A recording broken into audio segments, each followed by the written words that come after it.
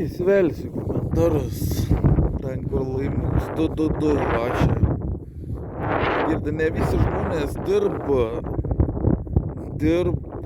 ir žino apie viską. Aš tau galiu, tu ateik, aš tau papasakosiu tokių dalykų, kur tu net ausim karpysi taip pat. Ir aš neprivalau tuo domėtis, tam yra atitinkamos įstaigos.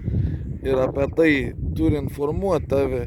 Tu iš mano ten 10 minučių video ar kiek paėmė vieną sakinį ir aprašėjai.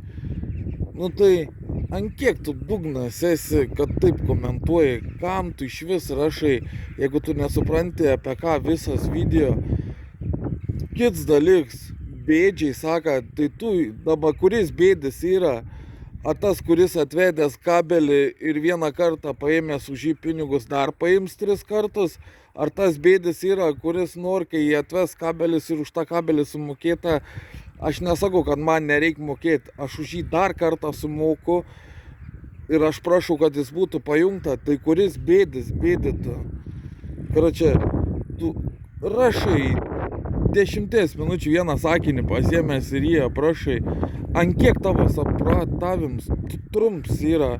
Tau kažkas negerai, ir dar 3 tavo rašo, kurie ten sėdži, tie elektrikai ir jie kažką pes. Tai gal ateikit į kitą sritį ir aš jums papasakosiu apie ką, kur jūs duosiu dantis, įsakysiu darykit ir jokios informacijos negavę. Tai ką jūs darytumėt?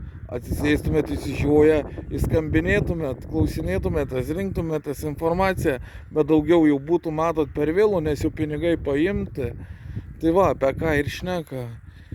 Karočią, su tokiais nėra ką šnekėti, daugiau video nedarysiu apie tokius. Va, pirmą kartą padariau į komentarą, atsakiau, Laimuks 222. Karočią, tu bendrą kontekstą, jeigu nesupranti, tavo bėdos.